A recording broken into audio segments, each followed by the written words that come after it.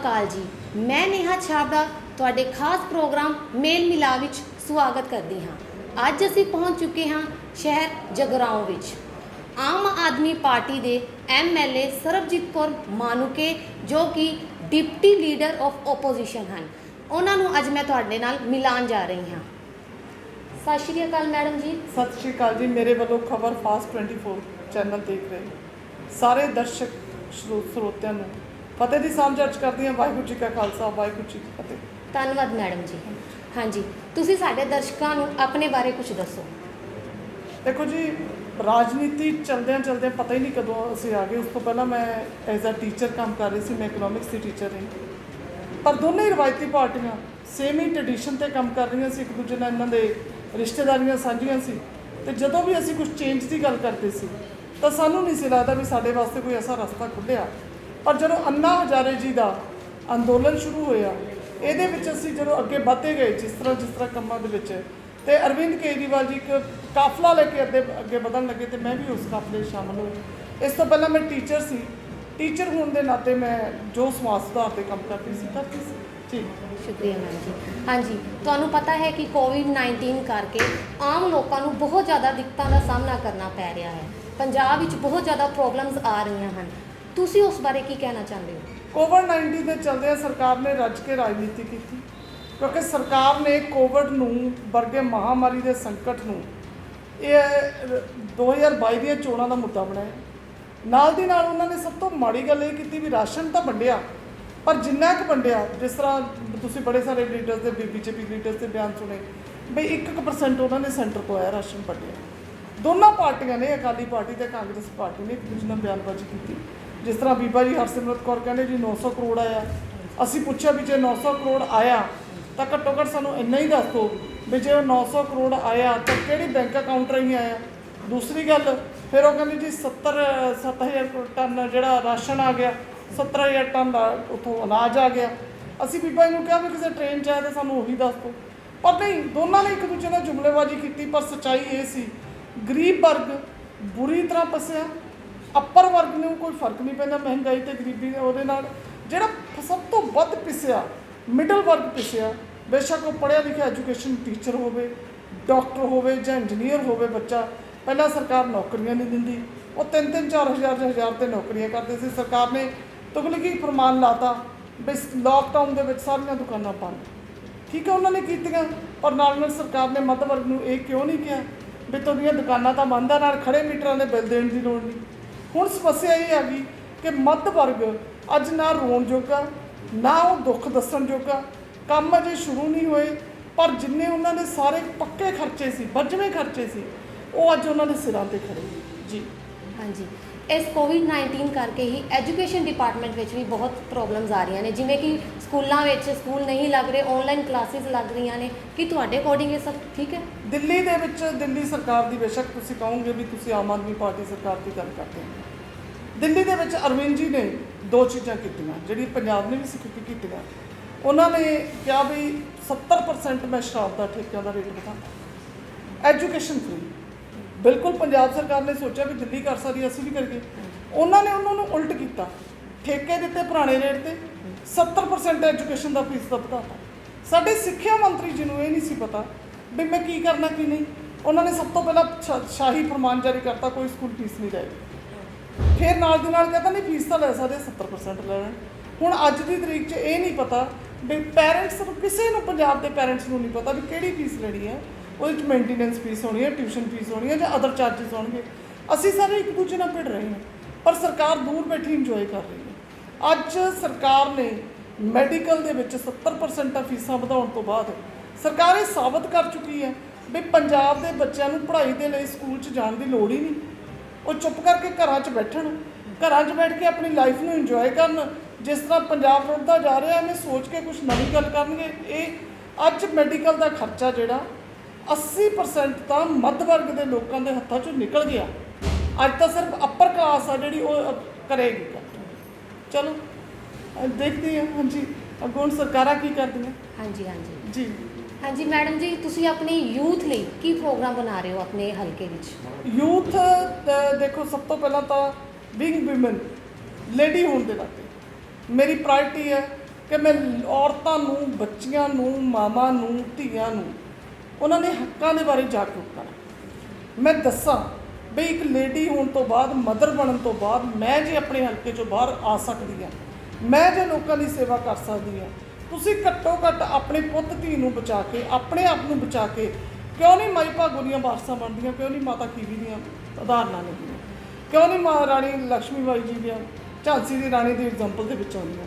But ਜਿਹੜੀ ਹੁਣ ਸਮਾਜ ਦੀ ਵਿਡੰਬਣਾ ਇਹ ਹੈ ਕਿ ਹਰ ਬੰਦਾ ਕੁਝ ਕਰਨਾ ਚਾਹੁੰਦਾ।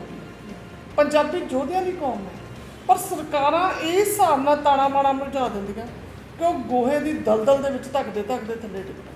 ਠੀਕ ਇਸੇ ਤਰ੍ਹਾਂ ਹੀ ਜਿਵੇਂ ਲੜਕੀਆਂ ਨੇ, ਲੜਕੀਆਂ ਨੂੰ ਕਈ ਪ੍ਰੋਬਲਮਸ ਦਾ ਸਾਹਮਣਾ ਕਰਨਾ ਪੈਂਦਾ ਹੈ, ਉਹਨਾਂ ਵਾਸਤੇ ਵੀ ਫਿਰ ਤੁਸੀਂ ਕੁਝ ਪ੍ਰੋਗਰਾਮ ਬਣਾਏ ਹੋਣਗੇ? ਮੈਂ ਦੇਖੋ ਜੀ, ਲੜਕੀਆਂ ਦੀ ਜਿਹੜੀ ਸਮੱਸਿਆ ਵਾ, ਜਿਸ ਤਰ੍ਹਾਂ ਪਹਿਲਾਂ ਬੱਚੀਆਂ ਦੀ ਸਮੱਸਿਆ ਆਉਂਦੀ ਸੀ, ਪੁਲਿਸ ਨਾਲ ਸਭ ਤੋਂ ਪਹਿਲਾਂ ਤਾਂ ਮੈਂ ਆ ਕੇ ਪੁਲਿਸ ਨੂੰ ਕਿਹਾ ਵੀ ਜਿਹੜੀਆਂ ਬੱਚੀਆਂ ਸਕੂਲ 'ਚ ਆਉਂਦੀਆਂ ਉਹਨਾਂ ਦੇ ਪ੍ਰੋਪਰ ਸਿਕਿਉਰਿਟੀ ਬਣਾਓ ਤਾਂ ਕਿ ਬੱਸਾਂ ਦੀ ਸੁਰੱਖਿਆ ਹੋਵੇ। ਕੁੜੀਆਂ ਨੂੰ ਗਾਈਡ ਕੀਤਾ ਵੀ ਘਰਾਂ 'ਚੋਂ ਨਿਕਲੋ, ਕੰਪੀਟੀਸ਼ਨ ਦੇ ਵਿੱਚ ਆਓ ਤਾਂ ਕਿ ਤੁਸੀਂ ਵਾਰ-ਵਾਰ ਅੱਗੇ ਵਧੋ, ਤੁਹਾਡੇ ਲਈ ਕੋਈ ਰਸਤਾ ਬੰਦ ਨਹੀਂ ਹੋਇਆ। ਤੁਸੀਂ ਜੇ ਕਲਪਨਾ ਚਾਵਲਾ ਜੀ ਅਸਮਾਨ ਦੀਆਂ ਬੁਲੰਦੀਆਂ ਨੂੰ ਛੂਹ ਸਕਦੀ ਆ, ਤੁਸੀਂ ਕਿਉਂ ਨਹੀਂ ਛੂਹ ਸਕਦੀਆਂ? ਅਮੀਰੀ ਜਾਂ ਗਰੀਬੀ ਕਿਸੇ ਪੜ੍ਹਾਈ ਦੀਆਂ ਦੀਵਾਰਾਂ ਨੂੰ ਨਹੀਂ ਕ੍ਰੋਸ ਕਰ ਸਕਦੀ। ਤੁਸੀਂ ਆਪਣੇ ਅੰਦਰ ਦੀ ਸ਼ਕਤੀ ਵਧਾਓ, ਤੁਹਾਡੇ 'ਚ ਲੋਕ ਸ਼ਕਤੀ ਦਿਸੇਗੀ। ਜੀ ਐਮਐਲਏ ਬਣਨ ਤੋਂ ਬਾਅਦ ਤੁਸੀਂ ਆਪਣੇ ਹਲਕੇ ਵਿੱਚ ਜੋ ਵੀ ਪ੍ਰੋਗਰਾਮ ਚਲਾਏ, ਜੋ ਵੀ ਡਿਵੈਲਪਮੈਂਟ ਕੀਤੀ ਹੈ, ਉਹਦੇ ਬਾਰੇ ਤੁਸੀਂ ਕੀ ਕਹਿਣਾ ਚਾਹੁੰਦੇ ਹੋ? ਐਮਐਲਏ ਬਣਨ ਤੋਂ ਬਾਅਦ ਮੈਂ ਜਦੋਂ ਪਹਿਲਾਂ ਇੱਥੇ ਦੇਖਦੀ ਸੀ, ਮੇਰੀ ਬੜੀ ਇੱਛਾ ਸੀ ਵੀ ਲਾਲਾ ਲਾਜਪਤ ਰਾਏ ਜੀ ਇੱਥੇ ਦੇ, ਅਸੀਂ ਲਾਲਾ ਲਾਜਪਤ ਰਾਏ ਜੀ ਦਾ ਜੱਦੀ ਸ਼ਹਿਰ ਹੈ ਅਤੇ ਇੱਥੇ ਬਾਬਾ ਨੰਦ ਸਿੰਘ ਜੀ ਦੀ ਧਰਤੀ ਹੈ, ਇੱਥੇ ਬਾਬਾ ਲੱਪੇ ਸ਼ਾਹ ਜੀ ਦੀ ਬਹੁਤ ਮੰਨੀ ਹੋਈ ਚੀਜ਼ ਹੈ, ਅਤੇ ਸਭ ਤੋਂ ਵੱਡੀ ਗੱਲ ਜੈਨ ਧਰਮ ਜੀ ਦੀ ਇੱਥੇ ਸਮਾਧ ਪੰਜਾਬ ਦੀ ਨੰਬਰ 1 ਮੈਂ ਕਹਿਣਾ ਚਾਹੁੰਦੀ ਹਾਂ, ਜਗਰਾਓਂ ਸਾਰੇ ਧਰਮਾਂ ਨੂੰ ਬੜੀ ਤਰ੍ਹਾਂ ਗੁਲਦਸਤੇ 'ਚ ਸਜਾ ਕੇ ਬੈਠਾ ਹੋਇਆ। ਮੈਂ ਸਭ ਤੋਂ ਪਹਿਲਾਂ ਲਾਲਾ ਲਾਜਪਤ ਰਾਏ ਜੀ ਦੇ ਨਾਂ 'ਤੇ ਸਰਕਾਰ ਨੂੰ ਡਿਮਾਂਡ ਕੀਤੀ, ਉਹਨਾਂ ਨੇ ਮੈਨੂੰ 1 ਕਰੋੜ ਰੁਪਈਆ ਦਿੱਤਾ ਵੀ ਲਾਲਾ ਜੀ ਦੇ ਲਈ ਜੋ ਕਰਨਾ ਕਰ। ਦੂਸਰੀ ਗੱਲ ਮੈਂ ਕੀਤੀ ਵੀ ਬਾਬਾ ਨੰਦ ਸਿੰਘ ਜੀ ਦੇ ਨਾਂ 'ਤੇ ਵੀ ਇੱਥੇ ਕੁਛ ਬਾਬਾ ਨੰਦ ਸਿੰਘ ਜੀ ਦੀ ਧਰਤੀ ਹੈ, ਬੜੇ ਲੋਕ ਮੰਨਦੇ ਆ, ਇਹਨਾਂ ਨੂੰ ਕੁਛ ਤਾਂ ਵਿਰਾਸਤੀ ਸ਼ਹਿਰੀ ਅਨਾਊਂਸ ਕਰੋ। ਉਹਨਾਂ ਨੇ ਬਾਬਾ ਨੰਦ ਸਿੰਘ ਜੀ ਦੀ 100ਵੀਂ ਸ਼ਤਾਬਦੀ 'ਤੇ 1.5 ਕਰੋੜ ਰੁਪਈਆ ਦਿੱਤਾ ਵੀ ਤੁਸੀਂ ਇਹ ਖਰਚੋ। ਪਰ ਚਲੋ ਖਰਚਣਾ ਸਰਕਾਰਾਂ ਨਹੀਂ ਹੁੰਦਾ, ਮੇਰੇ ਕੋਲ ਪੈਸਾ ਨਹੀਂ ਹੈ ਕਿਉਂਕਿ ਮੇਰੀ ਸਰਕਾਰ ਨਹੀਂ ਹੈ। ਫਿਰ ਮੈਨੂੰ ਲੱਗਿਆ ਵੀ ਸੀਵਰੇਜ ਦੇ ਵਿੱਚ, ਜਗਰਾਓਂ ਦੇ ਵਿੱਚ ਸਮੱਸਿਆ ਬਹੁਤ ਵੱਡੀ ਆ ਜਾਂਦੀ। ਮੈਂ 23 ਕਰੋੜ ਰੁਪਈਆ ਸੀਵਰੇਜ ਡਿਪਾਰਟਮੈਂਟ ਲਈ ਅਨਾਊਂਸ ਕਰਾਇਆ। ਸਭ ਤੋਂ ਵੱਡੀ ਮੈਨੂੰ ਆ ਕੇ ਜਿਹੜੀ ਪ੍ਰੋਬਲਮ ਲੱਗੀ ਸੀ ਜਗਰਾਓਂ ਦੇ ਵਿੱਚ ਹੈ, ਉਹ ਬਲੱਡ ਬੈਂਕ ਦੀ ਲੱਗੀ ਸੀ। ਮੇਰੇ ਆਉਣ ਤੋਂ ਬਾਅਦ ਇੱਥੇ ਜਗਰਾਓਂ ਦੇ ਵਿੱਚ ਇੱਕ ਬਲੱਡ ਬੈਂਕ ਆਇਆ। ਉਸ ਤੋਂ ਬਾਅਦ ਮੈਂ ਜਦੋਂ ਵੇਟ ਏਰੀਆ ਵੱਲ ਜਾਂਦੀ ਹਾਂ, ਉੱਥੇ ਮੇਰਾ ਡਿਵੈਲਪਡ ਏਰੀਆ ਨਹੀਂ ਹੈ, ਲੋਕਾਂ ਨੂੰ ਸਹੂਲਤਾਂ ਘੱਟ ਆ। ਉਹ ਇਸ ਸੈਸ਼ਨ ਦੇ ਵਿੱਚ ਮੈਂ ਉਹਦੇ ਵਾਸਤੇ ITI ਲੈ ਕੇ ਆਈ। ਜੇ ਨਾਰਥ ਇੰਡੀਆ ਦਾ ਸਭ ਤੋਂ ਵੱਡਾ ਕਾਲਜ, ਸਾਇੰਸ ਕਾਲਜ ਆ, ਜਿਹੜਾ ਮੈਨੂੰ ਲੱਗਦਾ ਸੀ ਵੀ ਅੱਜ ਕੱਲ੍ਹ ਬੰਦ ਹੋਣ ਦੀ ਕਗਾਰ 'ਤੇ ਹੈ, ਉਹਦੇ ਵਾਸਤੇ ਮੈਂ 50 ਲੱਖ ਰੁਪਇਆ ਇਸ਼ੂ ਕਰਾਇਆ। ਸਭ ਤੋਂ ਜਿਹੜੀ ਅੱਛੀ ਗੱਲ, ਇੱਕ ਔਰਤ ਹੋਣ ਦੇ ਨਾਤੇ ਔਰਤਾਂ ਦਾ ਦਰਦ ਸਮਝਦੀ ਹੋਈ, ਜਿਹੜਾ ਮੈਨੂੰ ਲੱਗਦਾ ਮੈਂ ਚੰਗਾ ਕੰਮ ਕੀਤਾ, ਉਹ ਕੰਮ ਇਹ ਸੀ ਕਿ ਮੈਂ ਇੱਕ 6 ਕਰੋੜ ਦਾ ਜੱਚਾ ਬੱਚਾ ਹਸਪਤਾਲ ਲੈ ਕੇ ਆਈ, ਜਿੱਥੇ ਜਦੋਂ ਲੇਡੀ ਨੂੰ ਕੋਈ ਡਿਲੀਵਰੀ ਹੁੰਦੀ ਸੀ, ਗਰੀਬ ਘਰ ਦੀ ਨੂੰ, ਉਹਨੂੰ ਲੁਧਿਆਣਾ ਚੱਕ ਕੇ ਰੈਫਰ ਕਰ ਦਿੱਤਾ ਜਾਂਦਾ ਸੀ, ਫਰੀਦਕੋਟ ਰੈਫਰ ਕਰ ਦਿੱਤਾ ਜਾਂਦਾ ਸੀ। ਜਿਹੜਾ ਬੰਦਾ ਸਾਈਕਲ 'ਤੇ ਇੱਕ ਲੇਡੀ ਨੂੰ ਡਿਲੀਵਰੀ ਕਰਾਉਣ ਗਿਆ, ਉਹ ਕਿੱਥੇ ਲੈ ਕੇ ਜਾਂਦਾ? ਹੁਣ ਮੇਰੇ ਜਗਰਾਓਂ ਨੂੰ ਇਹ ਸਾਰੀਆਂ ਆਧੁਨਿਕ ਸਹੂਲਤਾਂ ਤਾਂ ਮਿਲਣਗੀਆਂ, ਪਰ ਨਾਲ ਦੀ ਨਾਲ ਮੈਨੂੰ ਸਭ ਤੋਂ ਵੱਡਾ ਮਾਣ ਹੁੰਦਾ ਇੱਕ ਔਰਤ ਹੋਣ ਦੇ ਨਾਤੇ। ਮੈਂ ਔਰਤ ਦਿਵਸ ਨੂੰ ਸਮਰਪਿਤ, ਟੀਚਰ ਦਿਵਸ ਨੂੰ ਸਮਰਪਿਤ, ਸਭ ਤੋਂ ਪਹਿਲੀ ਮਹਿਲਾ ਅਧਿਆਪਕ ਹੋਈ ਆ ਬਾਈ ਸਵਿਤਰੀ ਬਾਈ ਫੁੱਲੇ ਜੀ, ਪਹਿਲੀ ਮਹਿਲਾ ਅਧਿਆਪਕ ਹੋਈ ਆ। ਉਹਦੇ ਨਾਮ 'ਤੇ ਸਮਰਪਿਤ ਮੈਂ ਕੈਪਟਨ ਸਾਹਿਬ ਨੂੰ ਕਿਹਾ ਸੀ, ਮੈਂ ਕਿ ਲਾਇਬ੍ਰੇਰੀ ਦਿਓ ਸਾਨੂੰ। ਉਹ ਕੱਲ੍ਹ ਪਰਸੋਂ ਤਹਿਸੀਲਦਾਰ ਸਾਹਿਬ ਕੋਲ ਚਿੱਠੀ ਆ ਗਈ ਹੈ, ਕਹਿੰਦੇ ਜੀ ਆਧੁਨਿਕ ਸਭ ਕੁਛ ਲੈਸ ਤੁਹਾਨੂੰ ਲਾਇਬ੍ਰੇਰੀ ਮਿਲਣ ਜਾ ਰਹੀ ਹੈ, ਤੁਸੀਂ ਦੱਸੋ ਕਿੱਥੋਂ ਕਰਨੀ। ਅਸੀਂ ਜਗ੍ਹਾ ਫਾਈਨਲ ਕਰ ਲਈ। ਮੇਰੀ ਸਭ ਤੋਂ ਵੱਡੀ ਜਿਹੜੀ ਅਚੀਵਮੈਂਟ ਮੈਂ ਮੰਨੂਗੀ ਇਹ ਵੀ ਹੋਏਗੀ, ਕਿਉਂਕਿ ਇੰਨੇ ਕੰਮ ਕਰਨ ਦੇ ਬਾਵਜੂਦ ਮੈਂ ਸਾਡੇ ਏਰੀਏ ਦੀਆਂ ਮੈਕਸੀਮਮ ਸੜਕਾਂ, ਮੈਕਸੀਮਮ ਜਿਹੜੀਆਂ PWD ਤੋਂ ਬਣਨੀਆਂ ਜਾਂ ਕਵਰ ਹੋ ਚੁੱਕੀਆਂ, ਉਹ ਆ ਹੁਣ ਬਣਦੀਆਂ, ਕਿਤੇ ਤੇ ਬਜਰੀ ਪੈ ਰਹੀ ਹੈ, ਕਿਤੇ ਤੇ ਪ੍ਰੀਮੈਕਸ ਪੈ ਰਿਹਾ, ਕਵਰ ਹੋ ਜਾਣਗੀਆਂ। ਮੇਰੇ ਖਿਆਲ 'ਚ ਸਭ ਤੋਂ ਲੁਧਿਆਣੇ ਜ਼ਿਲ੍ਹੇ ਦੇ ਸਭ ਤੋਂ ਵੱਧ ਘਰ ਪੱਕੇ, ਕੱਚੇ ਮਕਾਨ ਜਿਹੜੇ ਪੱਕੇ ਕਰਾਏ ਆ, 76 ਪਿਛਲੀ ਵਾਰ ਕਰਾਏ ਆ, ਇਸ ਵਾਰ ਫਿਰ ਉਹਨਾਂ ਦੀ ਗਿਣਤੀ ਵਧੇਗੀ। ਇਹ ਸਾਰੇ ਕੰਮ ਮੈਂ ਲੋਕਾਂ ਲਈ ਕਰ ਰਹੀ ਹਾਂ। ਇਹ ਤਾਂ ਹੀ ਕਰ ਰਹੀ ਹਾਂ, ਇਹ ਮੈਂ ਤਾਂ ਹੀ ਕਰ ਸਕੀ ਜੇ ਮੇਰੇ ਲੋਕਾਂ ਨੇ ਪਿਛਲੀ ਵਾਰ ਮੈਨੂੰ 26,000 ਦੀ ਲੀਡ ਦੇ ਕੇ ਜਿਤਾਇਆ ਸੀ, ਜੇ ਮੇਰੇ ਲੋਕਾਂ ਨੇ ਮੇਰੇ 'ਤੇ ਵਿਸ਼ਵਾਸ ਜਤਾਇਆ ਤਾਂ।